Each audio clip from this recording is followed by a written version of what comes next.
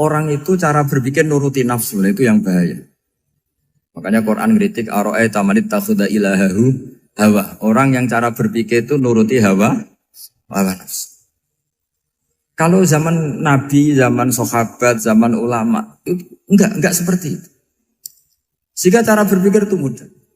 Makanya kata Nabi, absyiru ya ma'syaral muslimin, kata. Kamu harus senang ya ma'syaral muslimin. Allah sekarang buka pintu langit yang sebelumnya enggak pernah dibuka. Dan Allah yubahi bikum malaikatah. Dan Allah membanggakan kamu kepada para malaikat. Kenapa? Umatnya Muhammad, umatnya Rasulullah Muhammad SAW, itu kalau sampean kepengen mati setiap saat itu baik, itu resepnya gampang kata Nabi. Addu faridotan wantadzoru ukhra. Jadi Allah memberitahu, ya Muhammad, umatmu ini luar biasa. Jadi misalnya tadi kita sholat subuh, ditanya, Bahak kamu sekarang ngapain? Nunggu sholat duhur ya. Setelah sholat duhur ditanya lagi nunggu apa asar.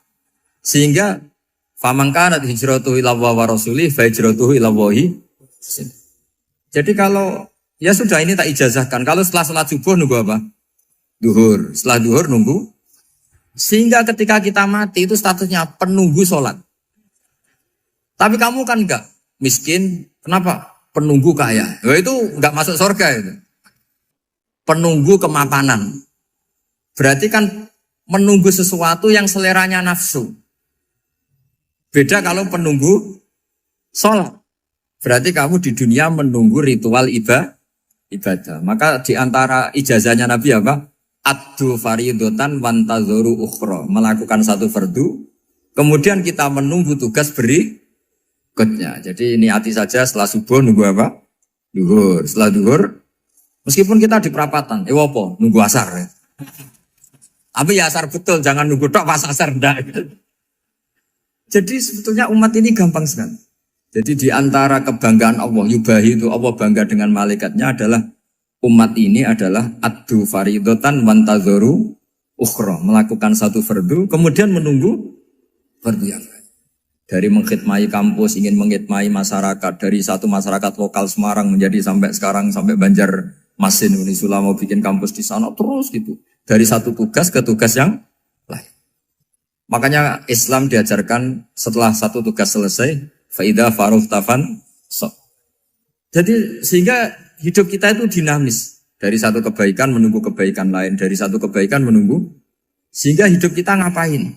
Nunggu satu kebaikan. Ini sudah masuk faman kanat hijratuhu ila Allah wa rasulih, fa hijratuhu ila Allah wa rasulih. Sehingga bayangkan kalau kita direkam Allah, Gusti kula ampun mati nak dereng sugih. Wis melarat puluhan tahun. Sakit, nunggu sesuatu sing sifatnya nafsu, kok pengen sugih. Sugih tok aja cukup. Tahu buruh wong sing tahu ngenyek ndekne lho, itu kan urung-urung wis dendam. Saya belum mau mati sebelum kaya dan buruhkan orang yang pernah melecehkan saya. Wis ngono akhirnya mati urung sugih. Berarti wis fakir matine hasud. Mau itu ngenes dunia akhirat kan kira-kira seperti itu. Kamu santai aja kalau fakir berarti meringankan hisab karena ada banyak harta. Yang mau dihisab papanya, tidak punya apa-apa. Jadi saya mohon sekali ya, Islam itu mengawal kebahagiaan. Sebab itu sampai bahagia itu menjadi perintah Islam. Qul bi fadlillah wa bi rahmati fa bidzalika falyafrahu. Karena dengan bahagia bi taat diharapkan orang Islam itu tidak bahagia atau cari kesenangan lewat jalur maksiat. Sehingga ciri utama wali apa? Ala inna awliya Allahi la khaufun alaihim walahum yahzanun. Sehingga ulama dulu itu rileks-rileksnya. Termasuk yang saya ceritakan tadi, Imam Ahmad, Imam Syafi'i. Itu melihat apa saja rileks. Ya tadi kalau disenangi orang ya barokah, punya kawan kebaikan. Nak dineng ya barokah dineng di gedingi tonggo rada utang, ngeranjuk tulo gitu. Jadi rileks saja. Masyhur itu Imam Syafi'i ngendikan waman asaa ilaika faqat atlakoka. Orang yang berbuat buruk sama kamu, hakikatnya adalah membebaskan kamu. Atlako itu apa? Membebaskan. Enak gak jadi hidup gitu? Kalau kamu kan enggak, kok gedeng aku salahku apa? Malah kamu ujub tuh, orang kok gak tahu salahnya. Kamu jadi suami, istrinya ngomel, kurang apa saya sebagai suami? Ya kurang banyak, enggak ganteng, enggak kaya, enggak ini. Malah kalau diterangkan malah parah toh. Ya sudah rileks saja. Kalau dia ngomel ya tadi, alhamdulillah dapat pahala tanpa apa? Biaya. Terus ngomel kan butuh energi, paling yang tidak kuat 3 jam. Nanti juga berhenti apa? Terus ambil nilai positifnya. Misalnya ngomel sama suaminya, bagus lah. Kalau ngomel sama tetangga malah kayak apa gitu aja udah. Jadi ulama dulu itu gampang sekali melihat melihat hidup. Rasulullah ya gitu, melihat hidup tuh gampang saja. Ketika tanya, ya Aisyah apa ada sarapan? Tidak ada ya Rasulullah, ya sudah saya tak puasa. Jadi enteng saja. Kadang-kadang beliau ingin puasa, ya puasa sunat, ada sarapan nggak jadi puasa. Rileks. Nabi itu rileks. Kalau ngajari kebaikan juga rileks. Nah sekarang itu banyak orang yang karena mungkin kurang baca, Islam tuh kayak menjadi aturan yang bengis, yang repot, yang mengekang. Itu tidak seperti itu. Yuridu wa bikumul yusra wala yuridu bikumul usra. Allah menghendaki agama ini mudah. Sehingga ada sahabat di Imami Mu'ad itu baca Baqarah. Sahabat ini pekerja petani, mufarokoh ditinggal. Ketika Mu'ad lapor, ya Rasulullah ini ada orang munafik, tengah-tengah sholat mufarokoh saya ditinggal. Yang disalahin itu tidak yang ninggal tapi Mu'ad. Afattanun anta ya Mu'ad, kami ini tukang fitnah. Masa ngimami petani pakai surat Baqarah? Jadi yang disalahkan ini imamnya. Kalau kamu jadi imam, sholatnya ya yang cepat. Makanya terus banyak orang kecepatan karena tadi. Jadi Nabi itu enteng sekali. Jadi apa ya? Nabi itu beda dengan yang kita bayangkan beda. Nabi pernah ngaji di masjid, kemudian ada tetangga lewat pakai cangkul ke kebun. Semua sahabat gerutu. Ini orang tidak benar. Ada Nabi ngaji ditinggal saja ke kebun tidak ikut ngaji. Jawabannya Nabi tidak. Itu bagus itu ikut sunnah saya. Kenapa ya Rasulullah? Dia kerja nyari halal. Dan untuk menghidupi keluarganya itu juga ajaran saya. Sehingga yang ngaji ya ajarannya Nabi, yang nggak ngaji karena kerja mencukupi keluarga juga ajarannya Nabi. Segampang ini. Kalau kayaknya kamu kan, wes gak roh akhlak kan gitu. Nabi rileks saja Nabi. Sampai bisa lihat itu di bab Fadhailul Kasbi. Makanya ini penting sekali supaya orang itu berpikir Islam atau mendakwahkan Islam itu berdasar sanad ya yang muttasil yang pernah dilakukan Rasulullah SAW. Sesuatu yang dilarang Allah itu pasti madharat. Maka untuk melarang seseorang bergantung sama narkoba misalnya atau hal-hal yang bahaya pada fisik, itu satu tentu bagi ahlullah, tentu karena takut Allah. Tapi banyak masyarakat yang memang benar-benar bisa meninggalkan narkoba karena efek buruknya ganja. Bahwa itu mengakibatkan sakau, mengakibatkan tidak sadarkan diri, mengakibatkan kebangkrutan ekonomi macam-macam. Sehingga mereka benar-benar benci sama yang namanya narkoba. Jadi di antara manhajul Quran itu kalau mentakbih, memburuk-burukkan maksiat itu mesti dikritik innahu kana fahisyah. Innahu kana fahisyata wa makta wa sa'a sabila. Innahu kana fahisyata wa sa'a sabila. Diulang beberapa kali. Sehingga dibutuhkan kecakapan untuk menganggap satu hal yang buruk itu fahsyah, sesuatu yang enggak rasional, sesuatu yang tidak positif, sesuatu yang pasti berdampak negatif. Sehingga kalau misalnya tadi dibacakan oleh Qori, kuntum khaira ummatin ukhrijat linnasi ta'muruna bil ma'ruf wa tanhauna 'anil munkar. Untuk berhenti dari kemungkaran itu satu takbihun litil kal munkar atau litil kal munkarat, bahwa mungkarat itu kita cap, kita stigmasi bahwa itu buruk sekali. Seperti Nabi mengajarkan pemuda tadi, masa kamu suka ibu kamu digitukin lelaki lain, putri kamu, bule kamu, bude kamu, sehingga orang ini pikirannya termindset betapa buruknya zina. Sama seperti kita sukses memindset betapa buruknya narkoba, betapa buruknya bahan-bahan terlarang. Begitu juga seterusnya, terus pengkhianat dan sebagainya. Tapi problem manusia adalah dia itu akan mencari kebahagiaan atau kesenangan sesaat. Maka caranya gimana? Keinginan senang lewat maksiat ini dilawan dengan nyaman dengan taat. Saya ulang lagi, nyaman dengan taat. Sehingga ulama dulu punya kalimatul munajat, artinya kalimat hubungan pribadi sama Allah yang menjadikan orang itu nyaman. Dan ini yang diajarkan kitab-kitab tasawuf.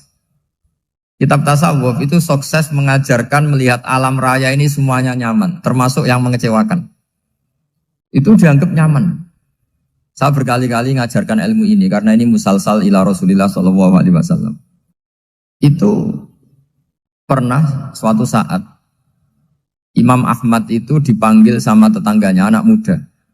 Tentu Imam Ahmad ini orang yang sangat soleh, sangat waroi, sangat tunduk sama perintahnya Allah dan Rasul. Pemuda tadi manggil, ya Ahmad, datang ke rumah saya. Imam Ahmad datang. Setelah sampai ke pemuda tadi, sudah pulang lagi, saya tidak butuh kamu. Pulang lagi.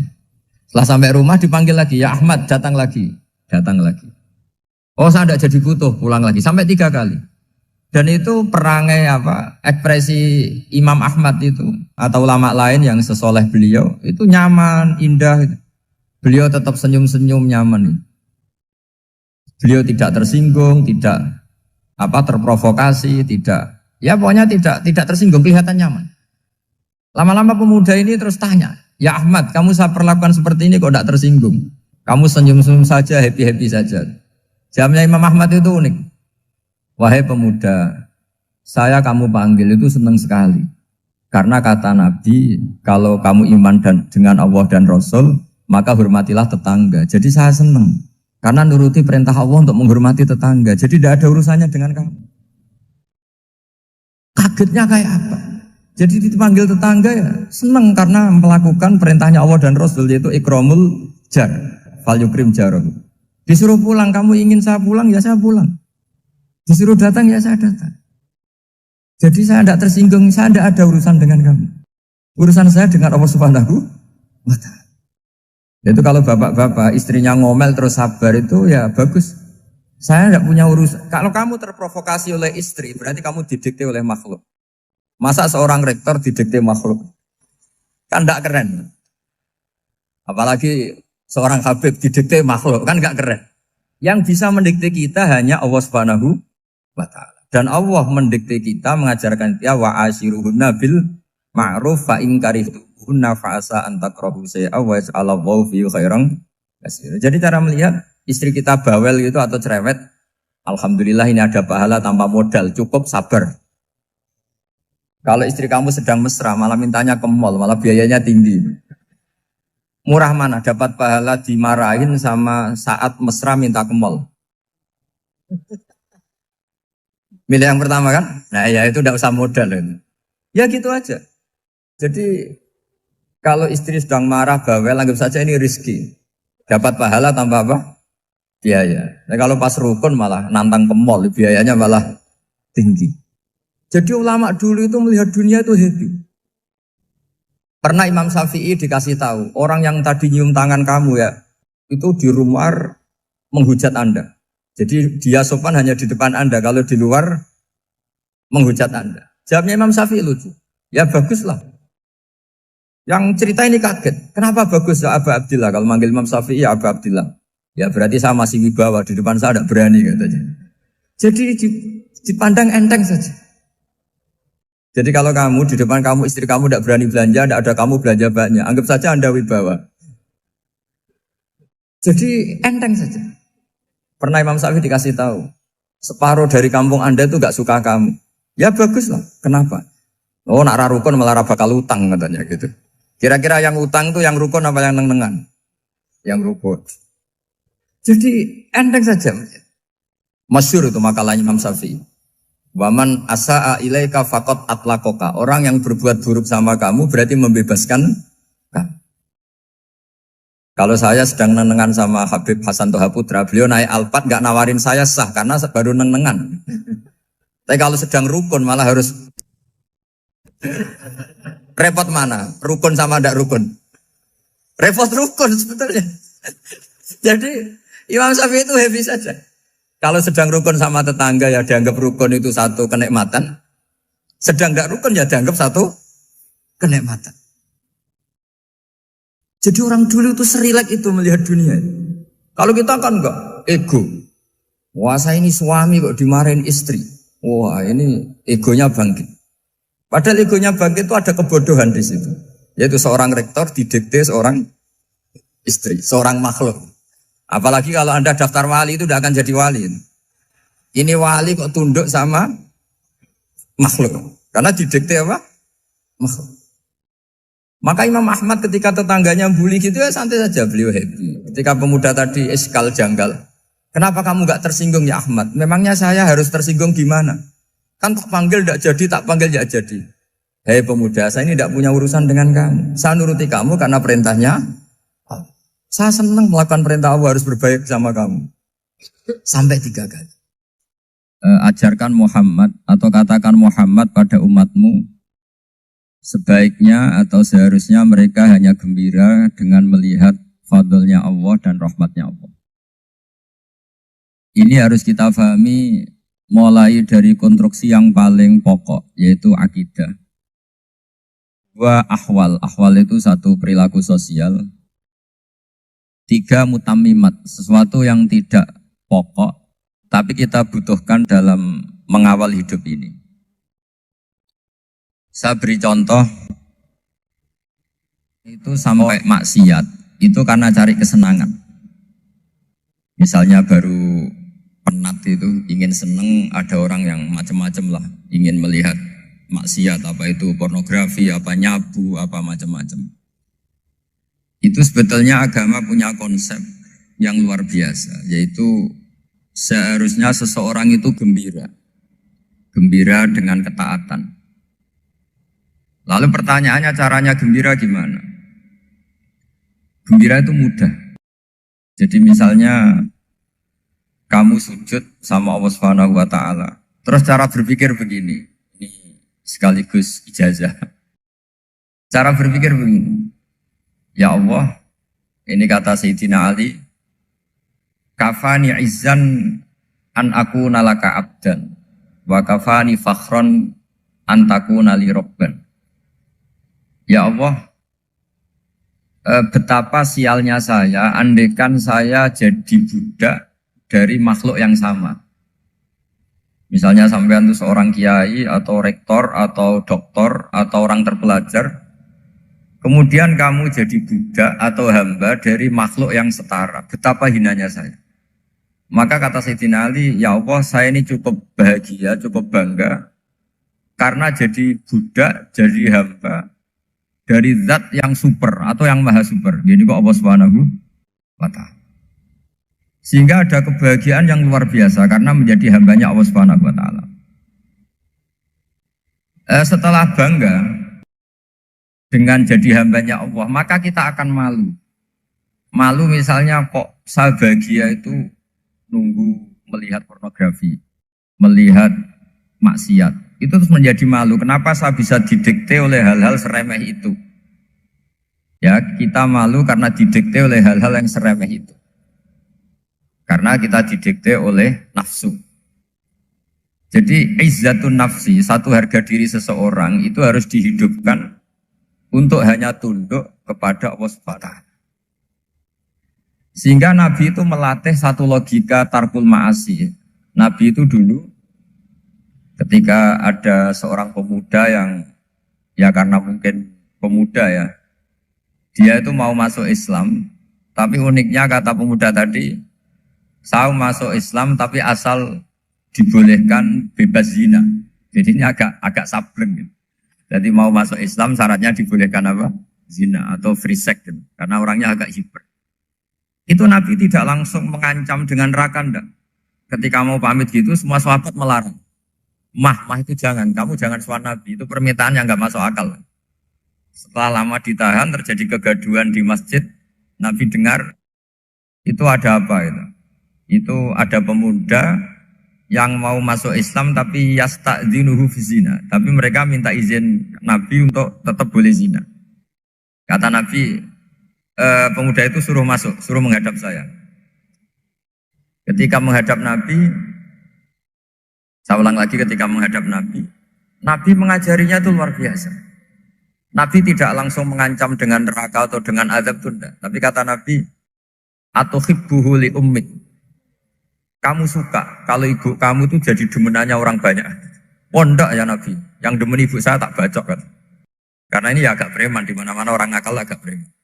Terus atuhibbuhu li bintik. Kamu suka kalau putri kamu ya digitukan orang-orang. Oh ya enggak Nabi, yang gitukan putri saya tak bacok. Atuhibbuhu li kholatik. Kamu suka kalau bule kamu digitukan.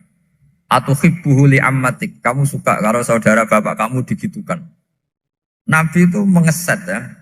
Cara sekarang itu cuci otak mungkin. Nabi itu meluruskan otaknya anak muda itu.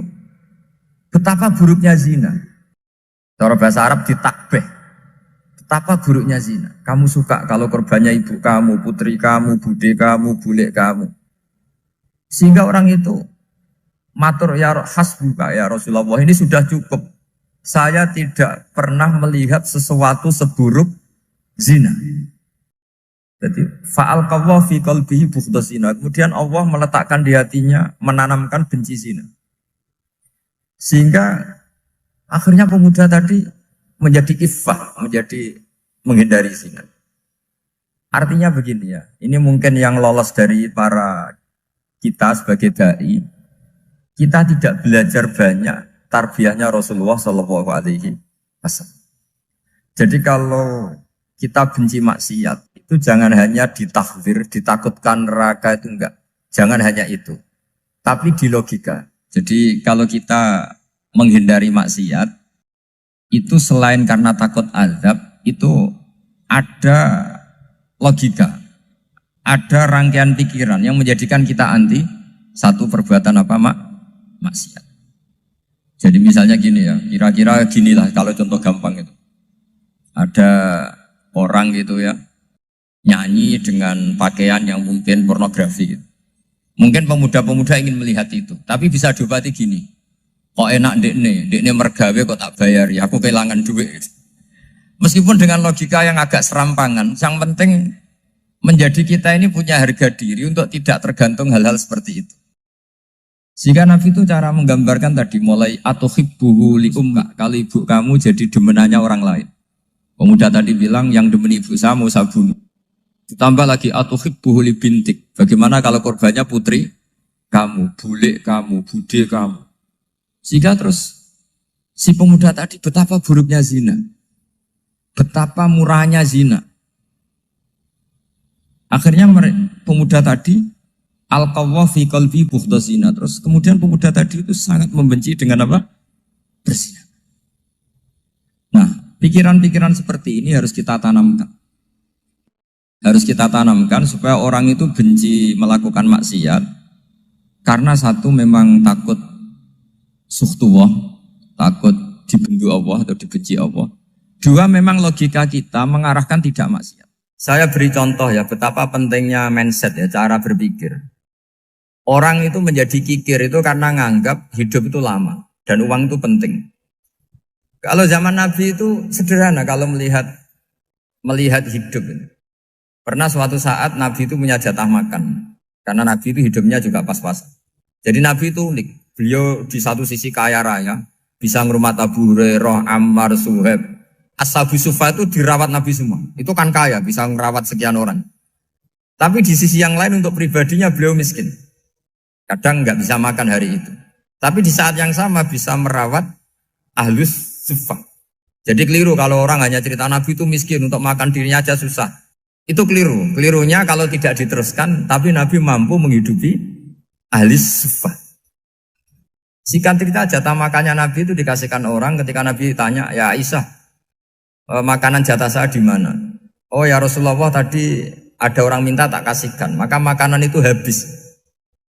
Apa kata Nabi? Kamu salah Aisyah. Yang kamu kasihkan itu justru yang masih. Ya yang kamu kasihkan itu justru yang masih.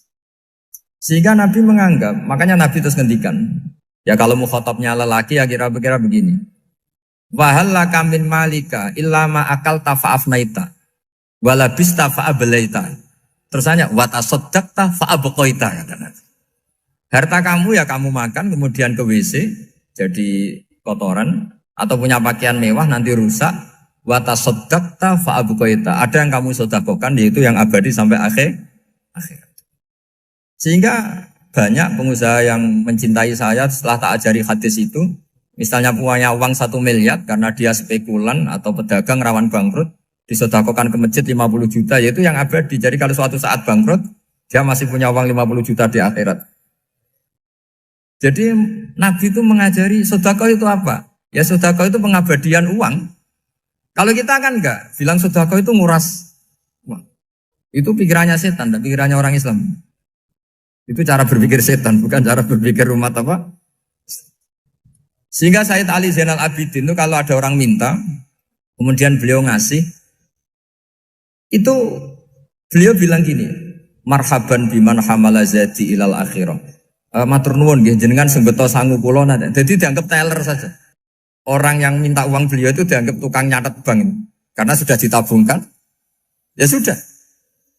Kalau kita kan enggak, wah pengemis tuh ganggu gini-gini. Kecuali pengemis profesi ya mungkin kita agak-agak enak. Mari zaman akhir tuh ada pengemis apa?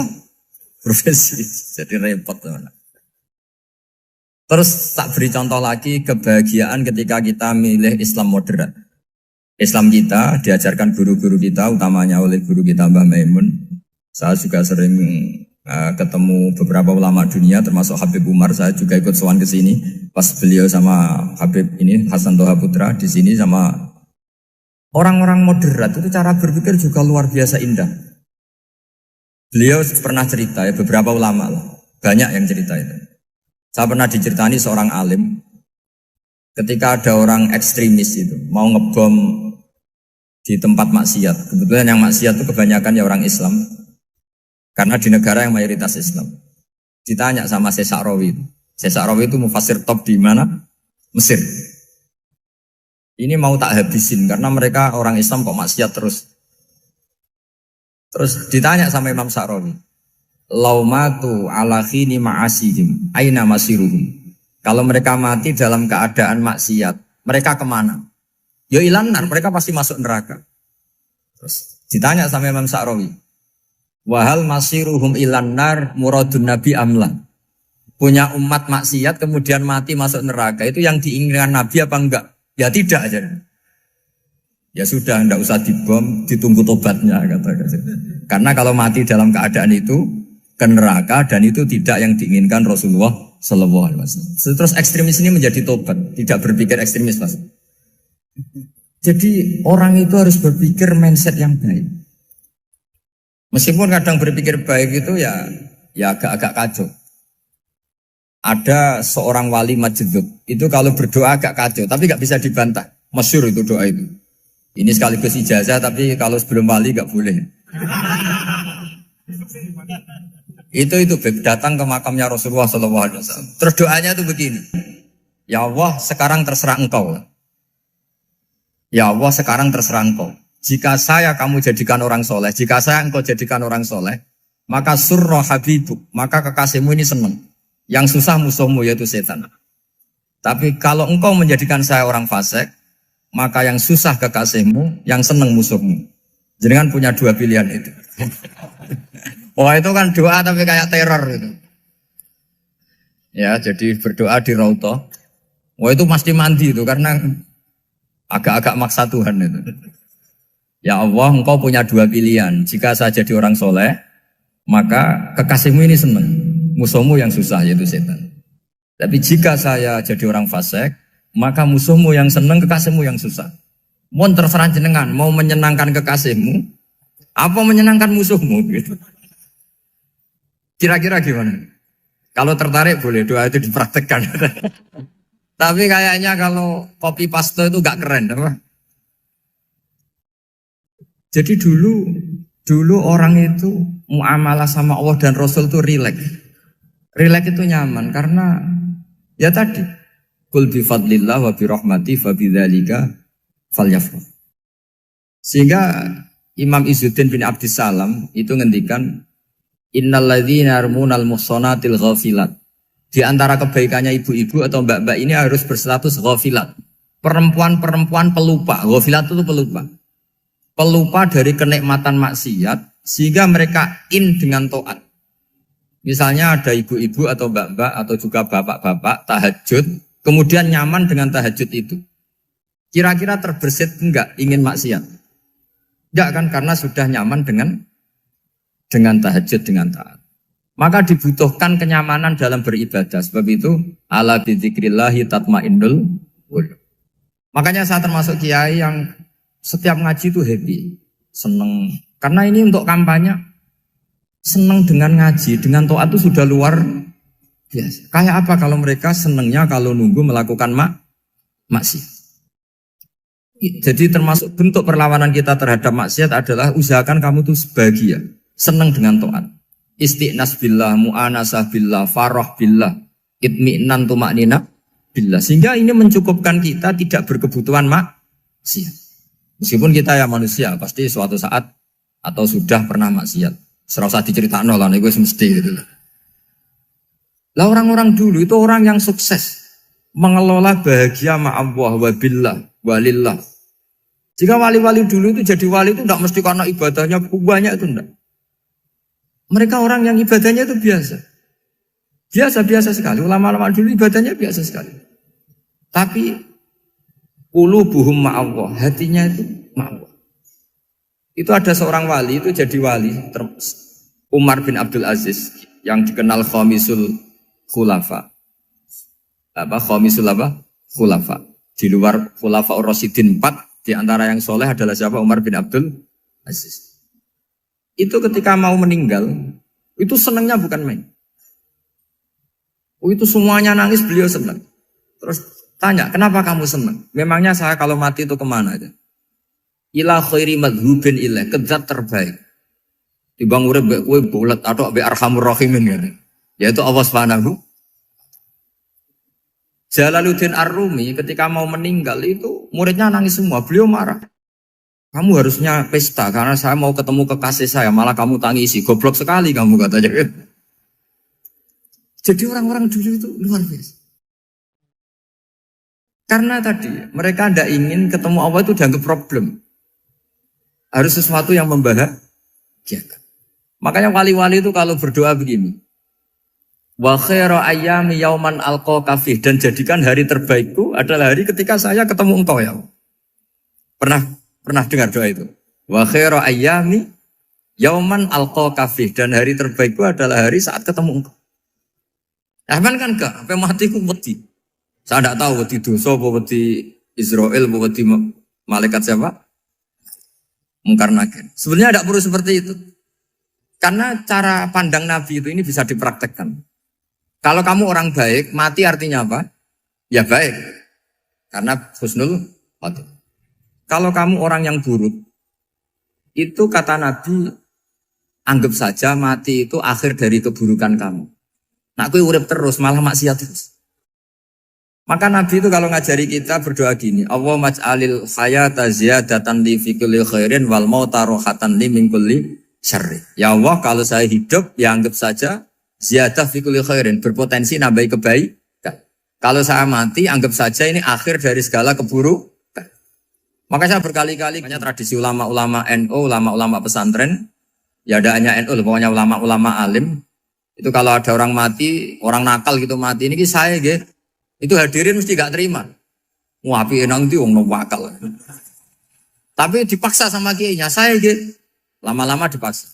Saya gitu. Padahal yang hatinya kiai, wis ra iso maksiat meneh, wis saya gitu. Karena dengan mati berarti saya sudah tidak bisa maksiat lagi. Jadi Nabi melihat hidup dan mati itu segampang itu. Kalau al-hayata ziyadatan li fi kulli khairin wal mauta rohatan li min kulli syarr. Coba kita ke depan itu kan ada potensi zina, potensi korupsi, potensi maksiat. Yang bisa menghentikan potensi itu apa coba? Mati ya, udah pinter ya. Sudah maju berarti. Berani mati? Berani. Tapi jangan di sini ngel-ngelo panitia. Artinya yang selama ini kita risau dengan kematian, dengan apa? Nabi ngajari kita tadi. Allah maj'alil hayata ziyadatan li fi kulli khairin wal mauta rohatan li min kulli syarr. Ya Allah, jadikan hidup ini sebagai bekal menambah kebaikan, dan suatu saat kalau saya mati, semoga itu akhir dari segala keburukan. Jadi artinya Nabi itu ngajari kita itu positif terus. Sama seperti ulamanya tadi. Nak lagi rukun mbek tonggo ya sanggep ae kanca keapian. Nak nenengan ben ra utang ngoten. Dadi pokoknya penak terus itu. Nak bojo lagi ngamuk alhamdulillah gak ngajak blonjo. Nak pas rukun ya alhamdulillah kok lagi rukun. Jadi gampang semua. Makanya ada seorang alim itu ngendikan begini, ada yang tanya. Saya tuh dulu ketika kaya, teman saya sering main ke saya. Setelah saya miskin gak ada teman-teman yang ke saya. Dikira si Habib ini kebetulan orangnya Habib itu mendukung keluhan dia. Ternyata enggak. Si orang alim itu bilang gini, malah bagus toh gitu. Kowe wis melarat buruhe wong. Ya sudah kamu miskin buruhnya orang lain. Misalnya tukang manol di pasar atau tukang becak. Kemudian teman-teman kamu datang, malah kamu malu tuh jadi tontonan. Bagus kalau mereka lupa, pas kamu miskin tidak ada yang lihat katanya. Jadi apa ya, dianggap enteng saja gitu. Akhirnya orang ini nggak jadi ngeluh. Selama ini kan kita ngeluh ya, ketika miskin teman-teman nggak datang. Coba kalau mereka datang pas kamu buruh bikin foto di orang lain. Mantan bos buruh, malu gak? Milih datang kepada? Nggak lah, sudah bener itu. Jadi ulama dulu itu makanya sering baca biar tahu solusi hidup. Jadi ulama dulu itu gampang sekali melihat kehidupan itu. Gampang sekali, indah, gampang. Kebahagiaan ini pula yang harus kita latih dalam melakukan ketaatan. Tapi memang obsesi saya terbesar atau cita-cita saya terbesar memang setiap ngaji saya ingin orang mukmin semuanya itu bahagia. Dengan bahagia itu mereka tidak neko-neko ingin mencari kebahagiaan lewat jalur apa maksiat. Sehingga dalam konstitusi ulama yang ditulis di kitab-kitab usul fikih, dan itu kitab yang saya kaji, selalu saya kaji, itu membela-bela sesuatu yang mubah itu sampai luar biasa. Karena melihat mubah itu, misalnya Anda tidur itu berstatus mubah. Anda bermain catur berstatus mubah. Anda rileks sama teman jagongan semalam dengan teman rektor atau dosen atau yayasan itu, melihatnya bukan mubah, tapi tarkul maksiyah. Misalnya saya semalaman asik musamarah itu jagongan malam sama Habib Toha Al-Munawwar. Itu awang ngitungnya bukan, wah ini jagongan ngalor ngidul tidak penting tuh enggak. Malam itu bahak tidak ke dugem, tidak ke tempat maksiat. Sehingga ada ulama yang mengatakan mubah itu enggak ada. Saya ulang lagi, mubah itu enggak ada. Kan umumnya ulama bagikan wajib, ya kan, haram gitu. Terus diantaranya mubah, sunat, makruh. Ada ulama yang mengatakan mubah itu enggak ada. Kenapa? Logikanya begini, itsma min mubahin illa wa yatahaqqaqu bihi tarku haramimma. Karena tidak ada mubah yang Anda lakukan kecuali saat itu pasti ditinggalkannya sebuah keharaman. Misalnya Anda sedang jagungan sama istri di luar, di rumah, asik di rumah semalaman. Mungkin bahas hal-hal yang ringan. Mungkin melihat sinetron atau apa yang ringan.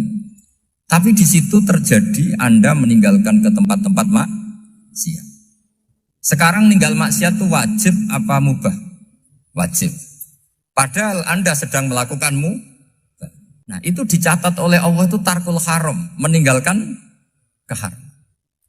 Jika masyhur dalam cerita wali-wali itu, Abu Yazid yang seperti itu ibadahnya pernah tanya, ya Allah lalu yang makomnya orang seperti saya siapa? Karena beliau semalaman ibadah terus. Sama Allah dijawab, ya yang tidur di pinggir kamu itu. Abu Yazid, lu kok bisa ya Allah? Dia kan tidur terus. Ya kan dia tidur berarti meninggalkan keharaman. Ngomong sing potongan tukang maksiat itu apik turu apik melek kira-kira. Apik turu. Timbang sama nak melek pola wis turu ae kira-kira gitu. Jadi enggak usah dipaksa tahajud, dipaksa qiyamul lail itu. Iya kalau qiyamul lail. Kalau dapat informasi, ke sini ikut saya terus katut kan repot. Jadi perlawanan terhadap maksiat itu sebetulnya gampang dalam Islam karena tadi nggak ada sesuatu yang mubah kecuali saat dilakukan berakibat meninggalkan keharaman. Mudah sekali. Jika banyak orang jadi wali itu karena melakukan mubah. Itu ada orang jadi wali itu karena sering makan. Ya makan-makan biasa itu. Karena ketika makan ya Allah betapa doifnya saya. Katanya saya presiden, katanya saya rektor, saya kiai. Ternyata kalau nggak makan tuh lemes. Apa hebatnya makhluk yang bergantung makhluk yang lain, yaitu makanan. Nah karena seperti itu terus dia al-laja'illallah, terus dia sungkeman ning Allah. Betapa lemahnya saya. Sebab itu ketika Quran mengkritik dan dengan tanda kutip kemungkinan Tuhannya Isa bin Maryam, itu ngeritiknya sederhana Quran itu. Mal masih ibnu Maryam illa rasul qad khalas min qablihir rusul wa ummuhu siddiqah kana yaqulanit ta'am. Isa itu tidak Tuhan, wong dia makan. Kamu kebayang enggak misalnya punya Tuhan, wah tadi Tuhan mampir ke rumah saya, dia lemes. Setelah tak kasih makan sehat lagi gitu. Itu kan enggak kebayang. Tapi Tuhan marung di rumah saya, lemes tak gratisin, kayaknya enggak punya uang gitu. Setelah makan wah gairah lagi. Kebayang enggak punya Tuhan seperti itu. Sehingga Quran kalau gojlok sederhana, karena yakulanit ta'am. Sehingga wali-wali itu kalau makan itu sadar lemahnya dirinya, betapa dirinya tergantung makanan. Sesuatu yang tergantung itu artinya tidak hebat, tidak Tuhan. Jadi untuk menjadi wali, untuk menjadi dapat ridhonya Allah itu sebenarnya sederhana.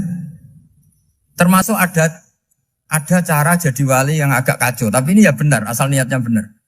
Misalnya Unisula besar, ya kurang besar lagi. Kita sudah punya uang, kurang banyak uang lagi.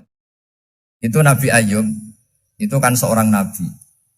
Pernah diuji, oh ini ada di Sahih Bukhari. Nanti kamu tanya, hadisnya Sahih enggak? Ini ada di Sahih Bukhari. Kadang orang kota itu aneh. Enggak ahli hadis tapi tanya, Sahih enggak? Padahal andai kan dibodohi Sahih, ya ngandel saja. Jadi kadang ya aneh. Oh enggak tahu kok tanya. Itu Nabi Ayub itu sudah kaya, pas itu sudah kaya. Bukan cerita yang masih miskin, memang sudah kaya. Beliau di kamar dihinggapin satu belalang dari emas. Setelah belalang itu dikejar, ternyata yang jenis itu banyak, semuanya dari emas. Ngambil sana sini, ini yang kesak ini dipenuhin, saku ini dipenuhin, sampai banyak. Sama Allah digojlok, kamu itu Nabi saya, kenapa kamu mengumpulkan harta sebanyak itu? Kamu itu Nabi saya kok rakus? Jawabannya, ya Allah, siapa yang bisa kenyang dari rahmatmu? Ya, jadi kalau kamu punya uang 1 miliar, kok ingin 1 miliar 100, ingin 1 miliar 200, itu cara ngitung bukan uang. Ya Allah, siapa yang bisa kenyang dari rahmatmu? Karena rahmat Allah tidak terbatas, sudah Gusti tenang saja. Meskipun saya gini, rahmat Anda tidak akan habis. Sehingga waroi ada ilmunya, tomak juga ada ilmunya. Termasuk rakus itu juga ada ilmunya.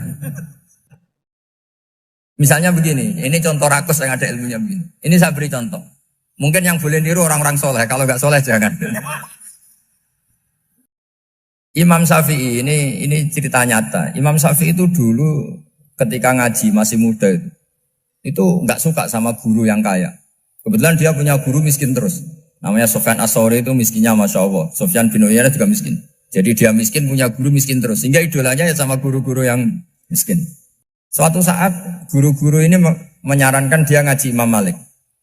Imam Malik itu kaya raya.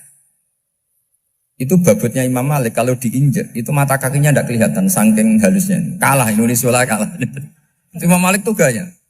Kalau ngaji di kursi tinggi, terus pakai bukhur itu, pakai dupa Arab yang mahal. Pokoknya mewah kali Imam Malik. Terus dia mulai, ini kiai kok kaya. Kemudian setelah beliau alim, tanya, saya harus ngaji siapa setelah ilmu jenengan habis kira-kira gitu. Kata Imam Malik, sudah, kamu tidak usah perlu ngaji saya, kamu sudah alim alama. Terus Imam Malik datang ke Baki. Zaman itu Baki itu semacam kayak rentalan ya, semacam Grab lah kalau dulu itu. Mana kafilah yang mau ke Irak? Ya sudah terus, oh kita mau ke Irak. Ini antar ke Muhammad bin Hasan As-Syaibani. Itu dibiayai sama Imam Malik. Grabnya ya dibayarin, itu kafilahnya itu ya dibayarin. Imam Syafi'i disangoni surrotan min dhahabin. Jadi satu kepes uang dikasihkan. Itu pernah tak hitung semurah-murahnya itu sekitar 60 juta. Imam Syafi'i mulai mikir, kiai yang saya kritik lomo, sing kiai miskin tak puji, gak pernah ngamal kan, tentu orang miskin. Setelah datang ke Muhammad bin Hasan As-Syaibani, beliau itu pakar usul fikih, muridnya Abu Hanifah. Beliau al-usuli, pakar usul fikih. Itu Muhammad bin Hasan As-Syaibani itu kalau ngitung emas, itu di ruang tamu. Uangnya miliaran, emasnya banyak. Dari kota ini dipindah ke kota ini. Mas, kalau ngitung di ruang tamu. Bukan di kamar, di ruang tamu. Imam Syafi'i tambah kaget. Imam Malik kayak gitu sudah saya soal, malah ini kaya raya. Setelah Imam Syafi'i kelihatan kaget, digojlok sama Muhammad bin Hasan Asyibani karena beliau senior. Atak jabu min hadza, kamu aneh melihat ini? Iya. Kenapa? Ulama kok kaya raya. Terus kata Muhammad bin Hasan, ya sudah, uang ini tak kasihkan orang-orang fasik, binti gue demenan, gue nyabu, gue macam-macam. Oh jangan, nanti dipakai maksiat. Oh jenengan mawon sing sugih. Semenjak itu Imam Syafi'i rubah mindset. Jadi kalau kampus ini ingin akreditasi A, ingin mulia, ingin apa, kamu ridho kalau yang punya prestasi seperti itu adalah orang-orang fasik. Ridho enggak? Enggak kan? Maka didoakan ini. Nah itu namanya berpikir secara usuli. Kamu jangan hanya nuruti karena berpikir waroi terus kamu benci kekayaan. Kan tidak bisa seperti itu. Karena pangkat dan kekayaan ketika dikelola secara kesolehan maka akan menjadi energi positif yang luar biasa. Semenjak itu Muhammad bin Hasan Asyibani berhasil mendidik Imam Syafi'i. Sampai akhirnya keterusan Imam Syafi'i berpendapat kalau orang Islam bisa bikin rumah tingkat kok punya rumah reok itu haram. Akhirnya keterusan. Kalau bisa jadi bupati kok jadi ketua RT juga haram. Karena al-Islam ya'lu wala yu'la alaih. Islam itu luhur bukan bisa diluhurin. Sehingga rata-rata orang Syafi'iyah termasuk kiai-kiai Indonesia itu rata-rata ya agak-agak politikus. Ya agak-agak kedonyan, mungkin sebagian kedonyan tenan gitu. Karena gak ridho gitu loh. Kalau kesempatan itu dikuasai orang fasik kemudian menjadi kekuatan maksi. Coba kalau bupati itu orang yang fasik. Kemudian programnya supaya rakyat seneng semalaman dangdutan yang purno misalnya. Supaya rakyat seneng dibolehkan dugem, dibolehkan judi. Tapi kalau yang jabat orang soleh kan ada beberapa perda yang menolak penyakit apa? Masyarakat. Jadi kamu jangan melihat bahwa kepangkatan ini hanya sebagai alat korupsi, alat otoriter, enggak.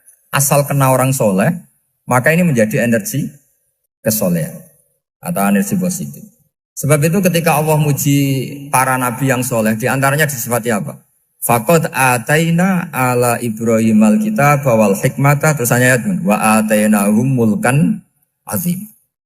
Dan Nabi Ibrahim dan keluarganya tak kasih kerajaan yang besar. Nah sekarang masih banyak orang yang cara pandang ngapain bikin unisula yang megah, ngapain berambisi punya akreditasi A dan sebagainya. Menyoal seperti itu salah secara usul fikih. Karena secara usul fikih kesempatan yang baik tentu harus diperjuangkan oleh orang-orang yang soleh. Karena ini supaya jadi otoritas yang positif. Itu dulu ada latihannya. Jadi orang dulu itu gampang sekali ketika milih miskin ditanya, kenapa miskin? Saya ingin hisab saya ringan. Tapi ketika mereka kaya, yang soleh, supaya harta ini tidak dipakai orang yang nanti dipakai maksiat. Kita misalnya orang soleh mau pangkat, karena kita ada ridho, kepangkatan itu dipegang orang maksiat, kemudian menjadi energi maksiat. Begitu juga seterusnya.